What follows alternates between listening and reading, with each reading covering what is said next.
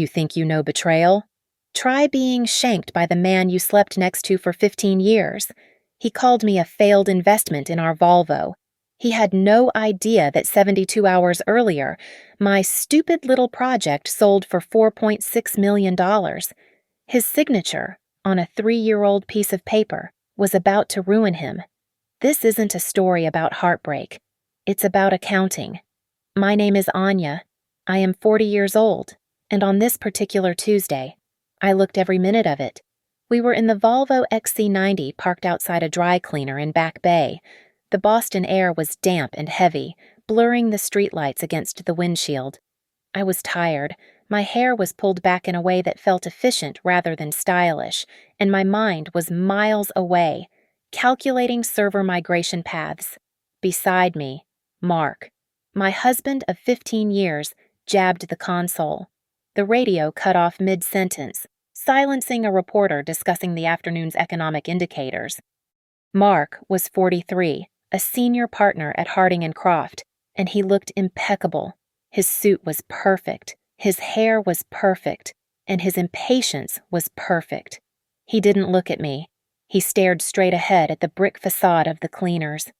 I want a divorce, Anya. The words just landed. They didn't echo. They didn't shatter the silence. They just settled into the expensive leather interior, heavy and final. I turned to look at his profile. I waited for the punchline, but his jaw was set. I asked the obligatory question. Why? He sighed. It was the sigh, the one reserved for when I was a profound disappointment. It was a long, exasperated breath that communicated just how heavy his burden was. I am tired, he said, his voice clipped and rehearsed. I am tired of carrying everything, Anya. I am tired of being the only one pulling this weight. I remained silent. He took this as his cue to continue the speech he had clearly prepared. I look at my life. I am a success. I am at the top of my field. And then I look at you. He finally turned, his eyes sweeping over me with a clinical detachment. You work all day on that blog or app or whatever it is. You sit in that depressing little apartment your mother left you, playing on a computer. You don't contribute. He leaned in, the scent of his $1,000 cologne making me want to recoil. I need a partner, Anya, an equal, not a dependent, not a burden. He said it, the word he had been circling for years. I am 43 years old, he declared, as if announcing a verdict. I cannot waste my peak earning years funding your hobby. A cold feeling washed through me. It wasn't the shock of betrayal. It wasn't the pain of a heartbreaking. It was the sudden, sharp, beautiful click of clarity, the tumblers of a lock falling into place.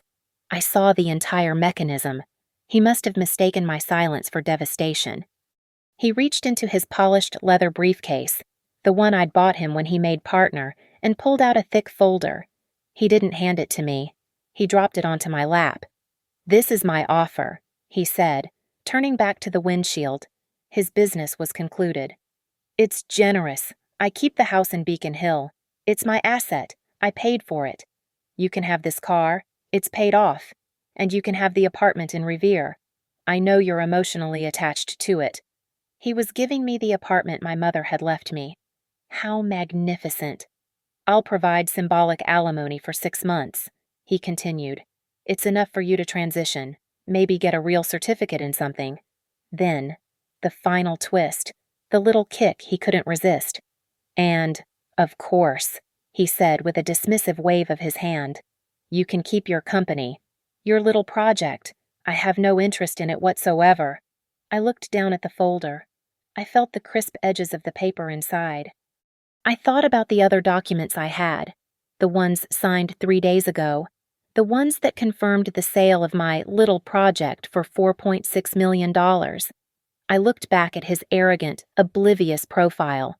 I just nodded. I picked up the folder and my purse. I need to get the dry cleaning, I said. I opened the car door and stepped out into the damp night air, leaving him in the car. I didn't go home to the Beacon Hill house. I drove the Volvo my Volvo, According to Mark's generous offer straight to the small apartment in Revere, it still smelled faintly of my mother's furniture polish and old books. This was where BioLoom was born. This was my real office, the place Mark hadn't visited in at least 4 years. He called it depressing. I called it clean. I sat on the simple sofa my mother had owned and opened the folder. The proposal was meticulous, just as a senior partner's work would be. On page 4, under the Division of Assets, I found it. Item 12. Anya's unnamed startup. Value 0.0. He had actually typed $0. My hobby wasn't just worthless. It was worthless to 2 decimal places. My hobby was named BioLoom. I had started it 8 years ago, right after my mother passed.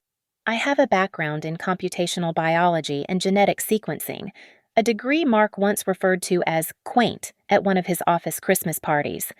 I saw a gap in the market, a desperate need for a niche software platform that could analyze massive, complex streams of genetic data faster and more accurately than anything available.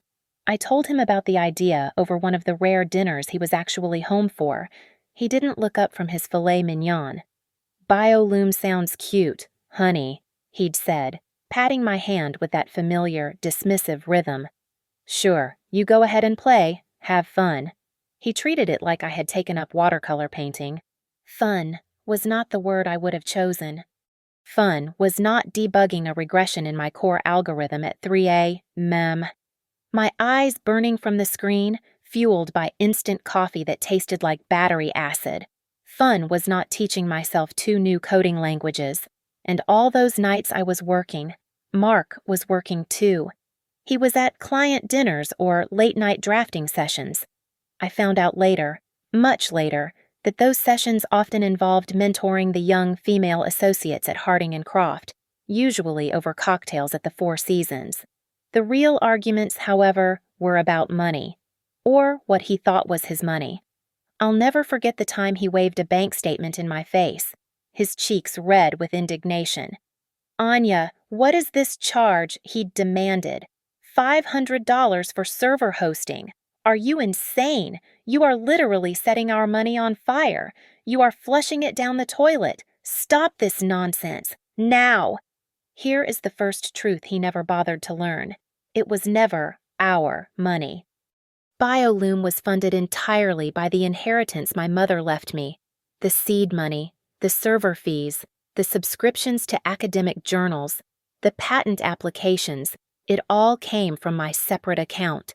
The joint account he guarded so fiercely only ever paid for the Beacon Hill mortgage, his tailored suits, and his imported wine. My hobby never cost him a single cent, and here is the second, much larger truth. 72 hours before Mark informed me I was a failed investment outside the dry cleaner.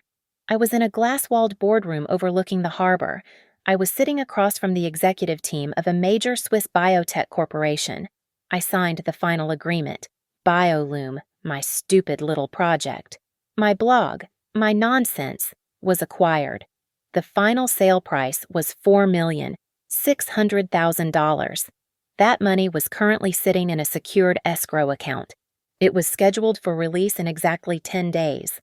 I looked at the divorce proposal in my lap. Anya's unnamed startup. He didn't even know its name. 8 years of my life. And he couldn't be bothered to remember its name. I almost had to laugh. I remembered the day I legally formed the LLC. I'd asked him to look over the paperwork. He was, after all, a brilliant lawyer. He'd sighed, annoyed that I was interrupting a Celtics game. Is this really necessary? Anya, it's just a website. It's standard liability protection. Mark, I just want to make sure the corporate veil language is correct. He had snatched the pen from my hand, scribbled his signature on a witness line without reading a single word, and shoved the papers back at me. I'll sign anything, honey, he'd said, his eyes already back on the TV. I'll sign whatever you want. Just please stop bothering me with this stuff. Go play with your blog. I reached into my purse, passed the keys to the Volvo and the ticket for his freshly pressed shirts. I pulled out a small, encrypted USB drive. It was my real insurance policy. It contained every email, every text message, every time he called BioLoom worthless, every time he told me to get a real job, every snide, dismissive, arrogant word, all categorized and time-stamped. He wanted to talk about assets. Fine. We could talk about assets. I didn't call the kind of lawyer Mark expected me to call. I didn't look up divorce attorney Boston and find some sympathetic woman who would charge me $300 an hour to tell me I was entitled to my feelings. I made one call. I went to the 54th floor of a steel and glass tower downtown and walked into the offices of Eliza Thorne. Eliza was not a family lawyer. Eliza was a shark who specialized in mergers, acquisitions, and high-asset intellectual property disputes. She was 50, wore a ruthlessly tailored suit, and had eyes that didn't just look at you, they performed a full financial audit. Her office wasn't warm. It was chrome and white leather, overlooking the entire Boston Common. I sat across from her massive desk. She read Mark's 4-page proposal in less than a minute, her manicured fingernail tapping silently on the glass desk. She finally looked up, a thin, dangerous smile playing on her lips. He's a partner at Harding & Croft, and he drafted this. Yes, I said. That's adorable, she mused. She slid the papers back to me. He's offering you a 6-month severance package. Anya. He's treating this like firing a nanny, not divorcing a wife of 15 years. He thinks I'm a burden, I said, my voice flat. He thinks I have no income and no assets. He mentioned I could keep my company. Yes. She glanced at the proposal again. Item 12. Unnamed startup. Value $0. Tell me about the hobby. Anya. It's called BioLoom, I said. And 3 days ago, I signed an agreement to sell it to a Swiss biotech conglomerate. Eliza went still. For how much? $4,600,000. The funds clear escrow in 10 days. Eliza Thorne's eyes, which I had assumed were permanently cynical, lit up with a pure, predatory gleam. She leaned forward. Now, we have a conversation. She immediately pointed out the flaw that I already knew. It's a spectacular number. Anya. But you built it and sold it while you were married. In Massachusetts, that makes the $4.6 million a marital asset. Community property. He's entitled to half. She held up a hand. We can fight for more, given his behavior, but the baseline is a 50-50 split. I know, I said. Unless. I reached into my bag and pulled out another document. It was older, the staple in the corner slightly rusted. This is a post-nuptial agreement, from 5 years ago. Eliza took it, her eyebrow raised. This just got interesting. She read. I remembered that day perfectly. It was 5 years ago. Mark had decided, quite suddenly, that he deserved a boat. A 40-foot Hinckley. It was his new obsession, the key to his next level of networking. To get the liquid cash, he needed to refinance the Beacon Hill house, but the house, while primarily paid for by his salary, was legally in both our names. The bank wouldn't approve the refi without my signature. He had been furious about this, as if my very existence on the deed was an administrative error. I told him I would sign. I just had one condition. It's about my project, I'd said, trying to sound small and uncertain. I've been using some online legal templates to protect myself, but I'm probably doing it wrong. I'm worried. Worried about what? He'd snapped, impatient to get to the bank. Well, what if I fail? What if I get sued? What if BioLoom accumulates massive debt and they come after our house, after your money? He stopped. He actually considered it. The idea that my incompetence could financially harm him. You're right, he said, his tone shifting to one of grave importance. We absolutely have to protect our assets from that. Could you, I asked, looking up at him, could you just add something, a simple addendum to the refinance paperwork? Just a clause. You're the lawyer. You'd know what to write. Just something that separates my little LLC from us. To protect you. His ego swelled. He was protecting his empire from my failure. He sat down at his antique desk, pulled out a legal pad, and scribbled for 2 minutes. He was in a hurry. The bank closed at 5. He drafted the addendum himself. He had his assistant type it up, and we signed it in front of the notary at the bank, right before he got the check for his boat. Now, 5 years later, Eliza Thorne was reading that same clause aloud in her glass tower. Addendum B, she read, her voice smooth. In the interest of protecting the marital estate from potential liabilities, it is agreed by both parties that the entity known as BioLoom LLC, including all its current and future assets, liabilities, and profits, shall be considered the sole and separate property of Anya Barrett. Eliza looked up from the paper, her face a mask of profound professional admiration. He drafted this himself. He was in a hurry, I said. He wanted to buy a boat. Eliza let out a low, slow laugh. It was a terrifying sound. She stood up and walked to the window, looking down at the city lights. Anya, she said, turning back to me, that man didn't just give you a boat. She tapped the post-nup with her red pen. Sweetheart, you didn't just sell a company. You just bought the city. I was back in the Revere apartment, which Eliza had advised me to use as my official residence. The first volley did not take long. My phone rang 2 days after my meeting with Eliza. It was Mark. I let it ring 3 times, took a deep breath, and answered, pitching my voice to sound exactly as he expected, tired, uncertain, and a little pathetic. Anya, he barked. He didn't wait for a reply. I just got off the phone with my lawyer. He received a notice of appearance from Eliza Thorne. Eliza Thorne. What the hell are you doing? Anya. Are you insane? You can't afford 10 minutes of her time, let alone her retainer. This is a pathetic, transparent bluff. I followed Eliza's script precisely. I made my voice waver. I don't know. Mark. I just want to make sure everything is fair.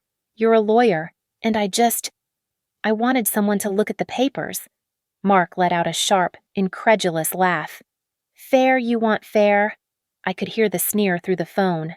Anya, fair is what I offered you. Fair is you walking away with a paid-off car and a place to live after contributing nothing for a decade. You will get what I give you. Call off this ridiculous shark, or I will make this hurt. I will bury you in court. He hung up. I texted Eliza.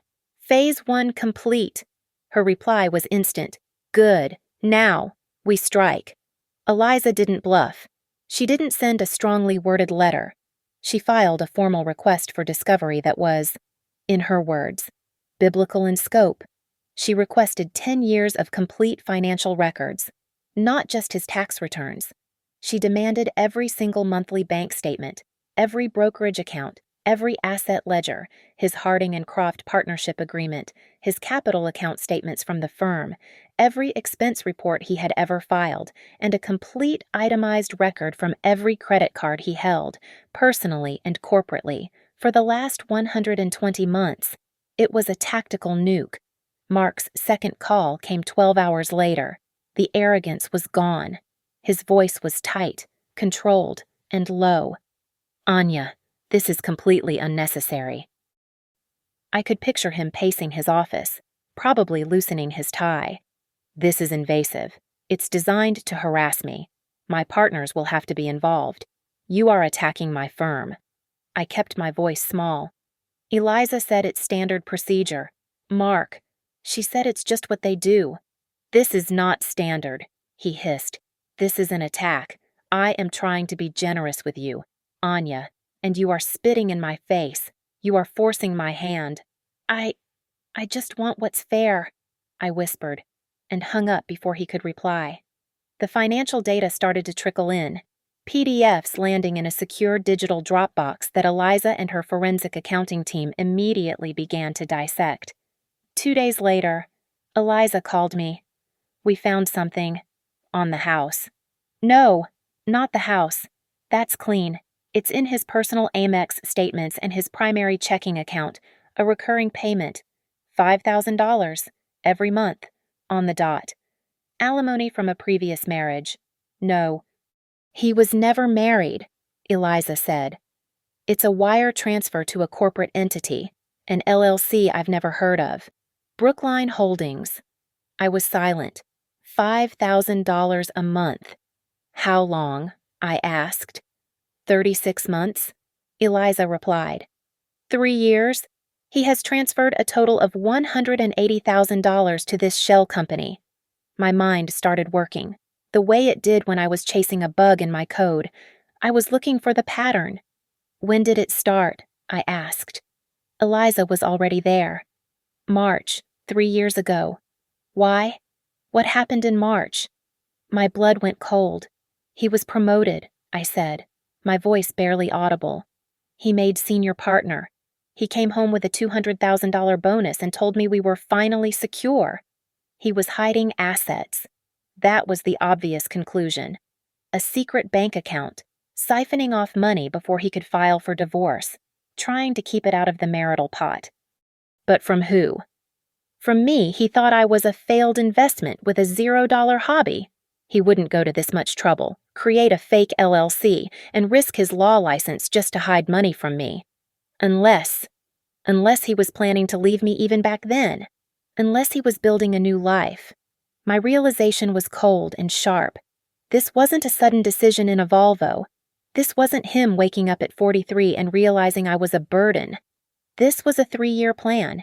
He had been meticulously building his exit ramp, funding his new life, all while sighing with disappointment when I bought the expensive brand of olive oil. He hadn't just decided to divorce me. He had been planning his escape for 1,095 days. Eliza Thorne did not get to her position by merely looking at bank statements. She got there by gutting them. A 3-year-old shell company, registered in Massachusetts, receiving $5,000 a month, she said, her voice crisp over the speakerphone. He's not hiding it from you, Anya. He's paying someone. I need to know who, I said. Already on it, Eliza replied. I'm retaining a PI, a man named Russo. He's an ex-Boston PD, detective grade. He's discreet and he looks like a tired plumber, so no one ever notices him. Russo was, in a word, efficient. Mark's life was a creature of habit. His late work dinners were predictable. Tuesday and Thursday nights. Russo picked him up outside the Harding and Croft building at 7 p.m. The first report came back with corporate filings. Brookline Holdings LLC, as Eliza suspected, was a shell. It had no assets, no business purpose. It was registered, however, to a single individual. The name was not Mark Barrett. The name was Sienna Hayes. A quick search by Eliza's team confirmed our next logical step. Sienna Hayes, age 24, was listed on the Harding and Croft website. Her smiling professional headshot identified her as one of the firm's newest paralegals, hired just over 3 years ago, right around at the time Mark made senior partner. The cliché is staggering, I said, staring at her bright, ambitious face on my laptop screen. They're never as smart as they think they are, Eliza said. Russo is staying on her. Russo's next report arrived as a secure email link. It was a folder of photographs. They weren't grainy, long-lens shots. Russo was good. They were clear, high-resolution images. The first folder was Mark and Sienna at a high-end restaurant in the North End. He was laughing, his hand on her arm. He never laughed like that with me. The second folder was more interesting. It was dated the day before, a Wednesday afternoon. Mark and Sienna were not at the office. They were in the Seaport District, standing on the gleaming marble terrace of a new penthouse condominium. A realtor in a sharp suit stood beside them, gesturing expanses. I clicked through the photos. Mark, with his arm draped possessively around Sienna's 24-year-old waist. Sienna, looking up at him with undisguised adoration. The realtor, handing Mark a brochure. The final shot was a close-up of the brochure itself. The residences at Pier 4, penthouses starting at $3 million. Far, far outside the price range of a paralegal. I leaned back from the screen. I waited for the sting of betrayal, the hot wash of tears, the hollow ache in my chest. Nothing came. I felt no pain. I just felt a profound, bottomless disgust. This was the man who spoke about legacy and class. The man who corrected my grammar at dinner parties. The man who scoffed at my hobby because it wasn't a prestigious, high-stakes legal career. He was a cheap, pathetic, walking cliché. A middle-aged lawyer blowing up his life for a girl young enough to be his daughter, a girl who was impressed by his suits and his expense account. I called Eliza. "I've seen the photos." "He's not just sleeping with her," Eliza said, her voice all business. "He's building a new life with her. But the numbers are the key." She had her forensic accountant on the line. "Anya," Eliza said, "we've been looking at the $5,000 payments. We assumed it was Mark hiding money. We were wrong. We cross-referenced the Brookline Holdings account. The $5,000 goes in on the 1st of the month, and it goes out on the 2nd. Out where?" I asked. "To Sienna Hayes. Personally, the entire amount, transferred from the LLC to her personal checking account, every month for 36 months. I did the math. $180,000. It clicked. The realization was as cold and hard as the glass on Eliza's desk. "That's not rent," I said. "No," Eliza agreed. "It's not. Rent on a nice apartment in Brookline might be $3,000, maybe $4,000, but $5,000, on the dot, every month, funneled through a shell company that's not a lease." "It's a contract," I said. "It's an allowance. It's a salary." Mark wasn't just having an affair. He was funding a complete, separate lifestyle. He was systematically diverting marital assets, our money. The money from the joint account. The money from his partnership draws to his mistress. "He's breached his fiduciary duty," Eliza said, and I could hear the smile in her voice. "He didn't just cheat, Anya. He stole. He committed fraud against the marital estate. Mark, the brilliant lawyer, the man who lived by the letter of the law, had just handed us the gun, and it was fully loaded." Mark blinked first. After a week of silence, his lawyer called Eliza's office, suddenly conciliatory.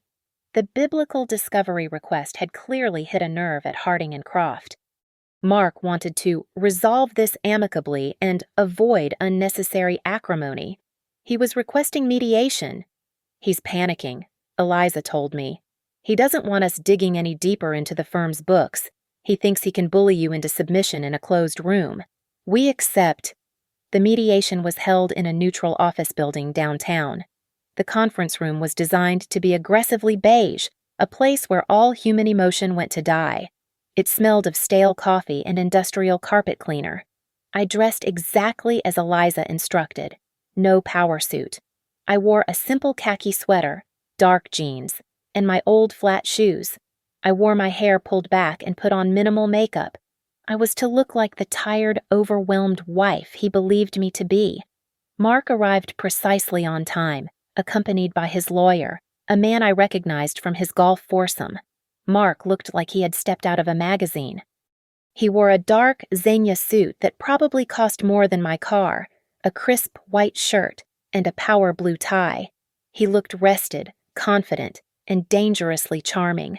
He saw me, and his shoulders relaxed. A small, self-satisfied smile touched his lips. He had this in the bag.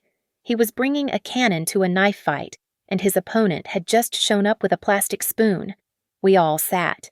The mediator, a retired judge, gave a pointless speech about mutual respect. Mark cut him off. "Let's just get to it. I want to be fair to Anya. I've always wanted to be fair." He looked at me, his face a perfect mask of paternalistic concern. His lawyer slid a single sheet of paper across the polished table. "My original offer stands," Mark said, as if bestowing a great gift. "The car, the Revere apartment. But, in the spirit of this mediation, I'm willing to increase the alimony." He paused for dramatic effect. "I am prepared to offer $1,000 a month for a full 12 months, 1 year." He leaned forward, his voice dropping to that intimate, condescending tone he used when explaining the world to me. "Anya," he said, "you have to be realistic. You have no income. You have no assets. This is more than generous. It's a soft landing. Take this, and move on. Start over. Don't drag this out. You can't win." I just looked at my hands, folded in my lap. I could feel his triumphant gaze on me. He thought my silence was defeat. Eliza, who had been perfectly still this entire time, gently pushed her leather portfolio into the center of the table. "Thank you for that, Mark," she said, her voice as cool and smooth as river stones. "A very clear position." She opened the portfolio and slid a single document across the table. It stopped directly in front of Mark. "Before we respond to your offer," Eliza said, "we'd like to review an asset, one that seems to be missing from your proposal." Mark looked at the document. It was the post-nuptial agreement. The addendum, the one he had drafted himself 5 years ago, was highlighted in bright, fluorescent yellow. The smug, confident smile on Mark's face didn't fade, but it froze. It became a brittle, sharp thing. He stared at the highlighted clause. His lawyer leaned over to read it. "This," Mark said, attempting a laugh. "This is irrelevant. This was about liabilities. I was protecting our assets from her debts. It has no bearing here." "On the contrary," Eliza said, leaning back in her chair, "it has every bearing. It explicitly mentions all its current and future assets and profits. We are here today to discuss those profits." Mark finally looked up from the paper, his eyes finding mine. They were full of genuine, unfiltered confusion. The hamster was running on the wheel, but it just wasn't getting there. He still didn't see it. He couldn't. He actually laughed. It was a short, sharp bark of ridicule. "Profits," he scoffed, looking around the room as if we were all in on the joke. "What profits are you talking about?" "The $50 she made from Google ads on her blog." Eliza Thorne smiled. It was not a nice smile. It was the smile of a surgeon who has just located the exact point of incision. "You're close, Mark," she said, her voice dropping into the quiet room like a chip of ice. "Just off by a few zeros." She reached into her portfolio again and took out a thick, bound document. It was not a single page. It was a 120-page closing agreement. She slid it across the table. It came to a stop in front of Mark, right next to the post-nup. On the cover page, highlighted in the same yellow as the fatal addendum, was the final sale price. "BioLume was acquired last week by a Swiss biotech firm," Eliza stated, her voice flat and devoid of emotion. "The final price was $4,600,000. The mediator, who had been trying to look invisible, made a small, choking sound. Mark's lawyer, the golf buddy, physically recoiled, his eyes wide. He looked at Mark as if seeing him for the first time. Mark himself, his reaction was a sight I will treasure. The smug, condescending red drained from his face instantly. It was replaced by a pale, chalky, sickly white. His eyes were locked on the number. He stared at it, unblinking, as his brain, his brilliant, arrogant legal brain, tried to process the figure. 4.6 million. He didn't look at me. He couldn't. "This," he stammered. His voice was no longer the confident baritone of a senior partner. It was a reedy, strangled whisper. This is marital property. This is a marital asset." He finally tore his eyes from the number and fixed them on me. His face was a mask of pure, unadulterated rage. He hissed. "You hid this. You hid this from me." Eliza didn't raise her voice. She didn't have to. "She hid nothing. Mark," she said, tapping the post-nup agreement that still lay in front of him. "You excluded yourself. You drafted the document that made her hobby her sole and separate property. Remember." She leaned in, her voice becoming almost conversational. "You were in a hurry. You wanted a boat." That was the moment the legal reality hit him. The trap he had built for me, the one he thought was protecting his millions, had just protected my millions from him. The arrogance of that day, the hurried signature, the casual dismissal, it all came crashing down on him. Mark shot to his feet. The heavy chair shrieked against the floor. "This is fraud," he roared, his face now turning a blotchy purple. "This is a conspiracy. This will not stand. We are going to court." His lawyer, looking terrified, put a hand on his arm. "Mark, sit down." "I will not sit down," Mark yelled, swatting his hand away. "I will have her disbarred. I will see you in court."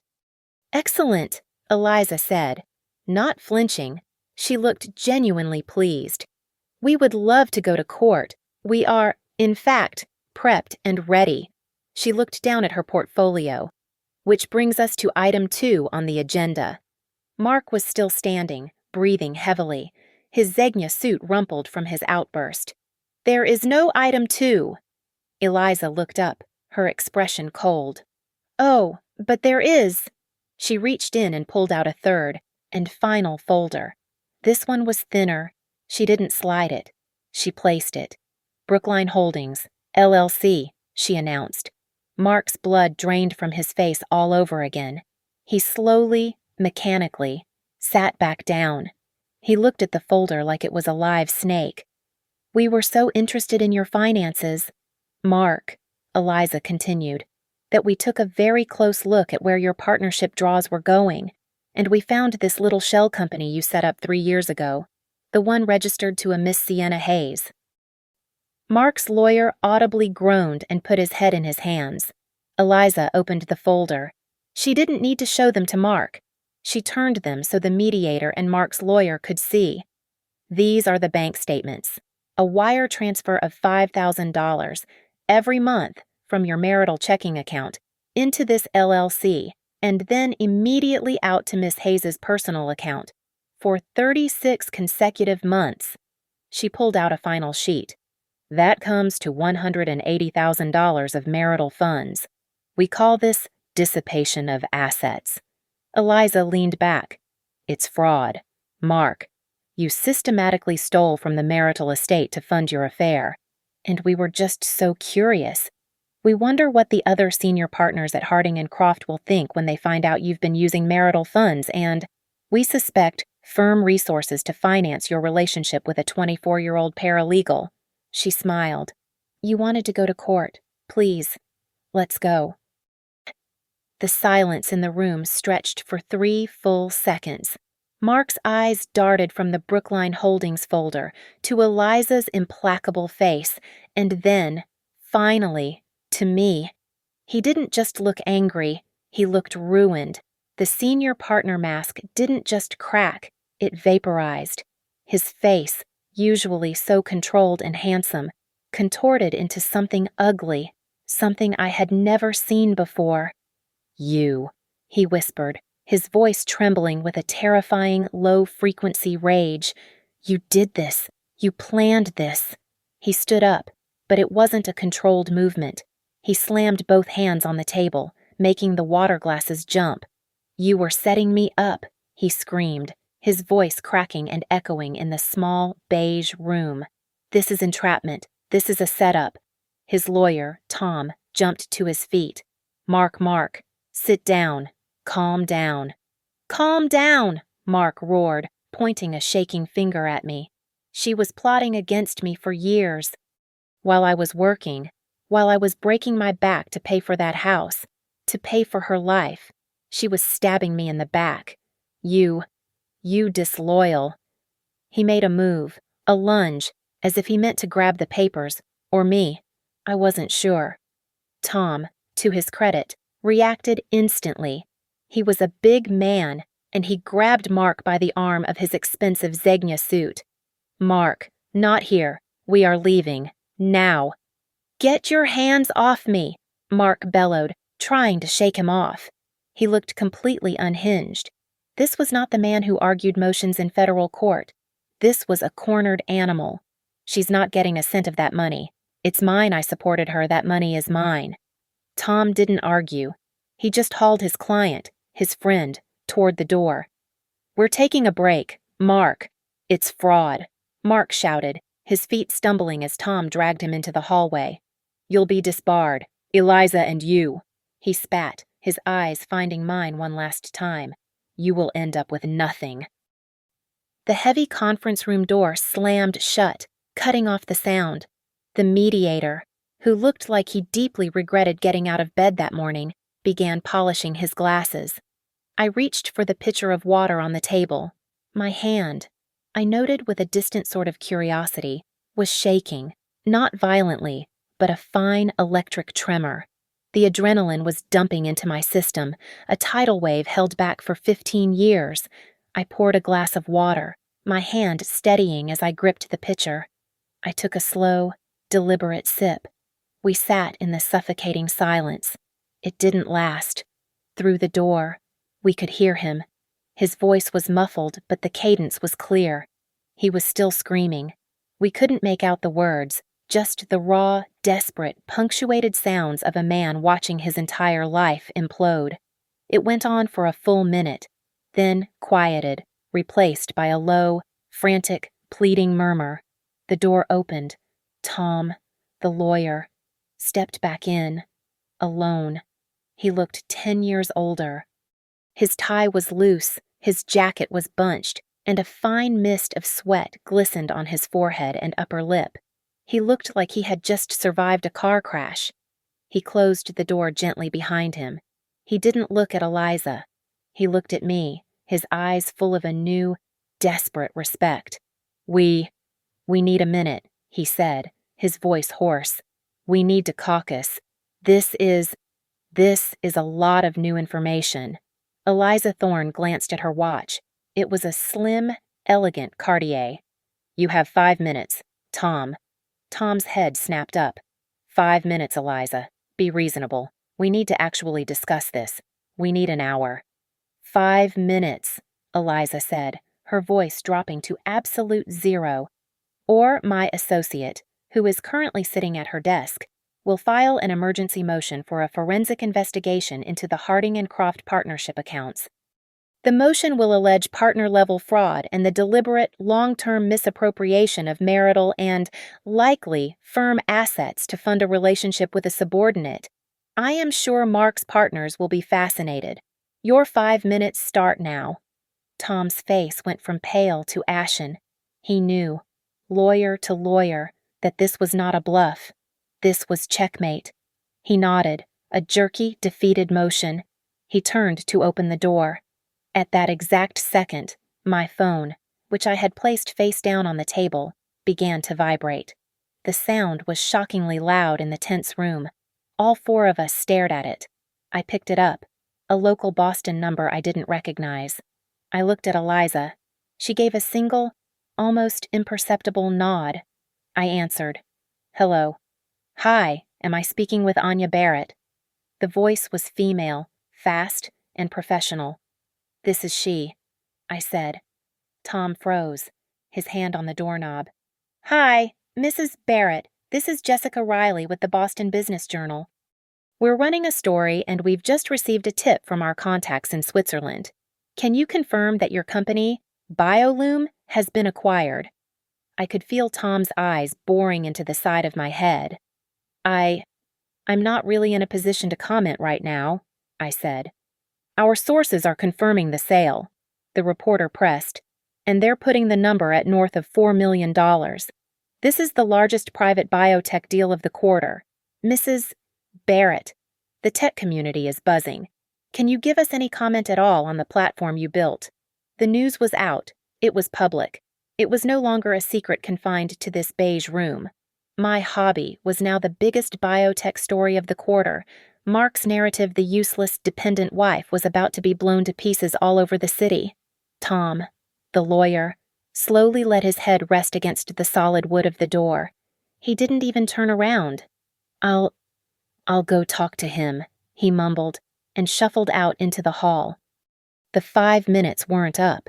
It was closer to 3. The door opened, Not with a bang, but with a slow, defeated push. Tom, the lawyer, walked in first, his shoulders slumped. Behind him was Mark. The change was shocking. The man who had walked in an hour ago, all arrogant charm in his Xenia suit, was gone. The man who shuffled in behind his lawyer looked like a hollowed-out shell. His face was gray, his eyes were bloodshot, and he had, in those few minutes in the hallway, aged a decade. He wouldn't look at me. He wouldn't look at Eliza. He stared at a point on the beige carpet, as if it held the answers to the universe. They sat. Mark sat heavily, a puppet with his strings cut. Tom, the lawyer, took a deep, shaky breath. He folded his hands on the table. He looked at Eliza. "My client," he began, his voice flat, "is prepared to waive any and all claims against BioLoom LLC, its assets, and its sale." Eliza Thorne did not even grant him the courtesy of a nod. "Of course he is," she said, as if commenting on the weather. "He has no claim. That was established 5 years ago, by his own hand." Mark flinched at the mention of it, a small, sharp spasm. "Now," Eliza continued, leaning forward, "here is our offer. This is the only offer we will be making. It is not a negotiation. It is a statement of terms." She tinted her fingers. Term 1. Anya retains 100% of the proceeds from the BioLoom sale, the full $4.6 million. It is, and always was, her sole and separate property, as you so brilliantly documented, Mark. She let that hang in the air. Term 2, she said. We will agree to drop our motion to pursue the $180,000 in dissipated marital assets. We will not file the motion regarding your fraud. We will not contact your partners at Harding and Croft. I watched Mark. As she spoke, a tiny flicker of something returned to his eyes. He inhaled, a small, shuddering breath of relief. He thought he saw the lifeline. He thought he was getting away with it.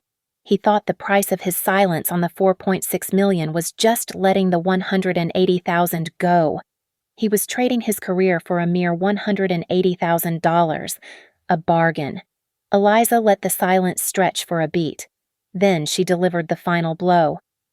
We will drop those motions, she continued, her voice unchanged, in exchange for 100% of the marital home in Beacon Hill, free and clear. You will sign it over to Anya, with all furnishings, effective immediately. The flicker of relief in Mark's eyes vanished, extinguished by a fresh wave of apoplectic rage. He shot up from his chair again, but this time it was a desperate, wounded motion. What? He choked out. The house. That's worth $3 million. It's our primary asset. That's not fair. That's punitive. It's not fair, Eliza agreed, her voice still perilously calm.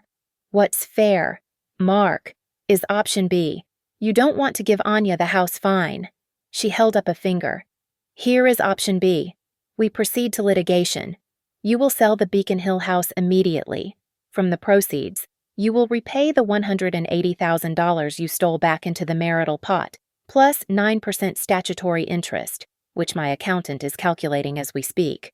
Then, we will take the remaining assets in the estate, including the remainder of the house sale, and divide them 50-50, as per Massachusetts law. Mark's lawyer, Tom, was shaking his head, his eyes closed. He knew what was coming. Of course, Eliza said. That option requires us to file the motion explaining why you are being forced to sell the house. It requires us to depose Sienna Hayes. It requires us to subpoena the partnership agreement and financial records of Harding and Croft to determine if other assets were used. It means your partners, and likely the Boston Business Journal, will know exactly what you did. She smiled, that thin, cold smile. So, you choose, Mark, option A. You give Anya the $3 million house, and this all goes away. We sign an ironclad NDA. Your partners, your career, they're safe. Option B. You fight for half of the house, and we burn you to the ground." Mark stood there, vibrating. He was trapped. He was a brilliant lawyer, and he could see the walls of the box. There was no door. If he fought for the house, he admitted the fraud. If he admitted the fraud, he lost his partnership, his reputation, his entire life. If he didn't fight, he lost the house. He was being forced to buy his own silence for $3 million. He looked at me, his eyes finally finding mine. They were pleading. He was looking for the woman he had called a burden, the wife he thought was weak. I just looked back. I felt nothing. Not pity, not anger. Just cold. Tom, his lawyer, stood up and whispered something long and frantic into Mark's ear. Mark's face went through a dozen shades of red and white. He was arguing, shaking his head. Tom whispered again, more forcefully. Finally. Mark's shoulders collapsed. The fight, all of it, just drained out of him, leaving a gray, defeated husk. He stared at his lawyer. Then, through teeth so tightly clenched I could see the muscles in his jaw bulge, he spat out one word. Fine. 2 weeks later, I walked into Eliza Thorne's office. The air was still, the chrome and glass reflecting the bright Boston morning. The final divorce papers, the product of that disastrous mediation, were stacked neatly on the conference table. Mark was already there. He looked like a man who had been hollowed out. His face was gray and puffy, the skin sagging around his jaw. The Xenia suit that had once looked like armor now hung loosely on his diminished frame. He was living in a furnished rental. His lawyer, Tom, looked exhausted, shuffling papers with unnecessary precision. I, on the other hand, had not worn khaki. I had walked in wearing a cobalt blue Acris suit, a garment so sharply tailored it felt like a weapon. My hair was newly cut, a clean line against my jaw. I felt the shift in the room as I entered. I was no longer the failed investment. I was the CEO. We sat in silence as the lawyers murmured, pointing to the signature lines. Page after page, the dismantling of a 15-year life. Mark's hand shook slightly as he signed. His signature, once bold, now a thin, spidery scratch. He couldn't stand the silence. He couldn't accept the reality. He had to speak, to try and reclaim a narrative he had so completely lost. He looked up, his bloodshot eyes finding mine. It was all just about the money, wasn't it? Anya. His voice was a rasp. All of it. You were planning this. All these years. I paused. Eliza held out her pen to me. It was sterling silver, heavy and cold in my hand. I looked at Mark, truly looked at him, perhaps for the first time. I saw the weakness that I had mistaken for strength, the petty arrogance I had mistaken for intelligence. No, Mark, I said, my voice perfectly clear and calm in the quiet room. You planned this. You had a 3-year plan, a shell company, and a penthouse in the seaport. I leaned forward slightly. You just planned it for the wrong person. I brought the pen to the final page and signed my name. Anya Barrett. The stroke of the pen was firm and final. It was done. I stood up. Eliza gathered my copies. I picked up my purse and walked toward the door, passing his chair. He was slumped, staring at the table. A man defeated. I stopped just beside him. Oh, and Mark, I said. He flinched, but didn't look up. I just made a donation, $50,000. It's to a new scholarship fund at Harding and Croft. I let the words settle. It's for the female paralegals. To help them pay for law school and advance their careers. I waited until I felt him process it. I made the donation in your name, I added. I'm sure the partners will be thrilled. I heard the tiny, sharp, broken sound of his breath inhaling. I heard Tom, his lawyer, let out a quiet sigh of defeat. I did not look back to watch him realize that I had just turned him into a permanent, walking joke at his own firm, the patron saint of the very women he exploited. I pushed open the heavy glass door, walked out of the office, and stepped into the elevator. I crossed the marble lobby and pushed through the main doors, out onto the street. The Boston sun was bright, and it felt warm on my face. Thank you so much for listening to this story. Where in the world are you listening from? Let us know in the comments. We'd love to chat and hear your thoughts. If you enjoyed this, please subscribe to Lily Revenge Stories and like this video. And don't forget to hit that hype button to help this story get heard by more people.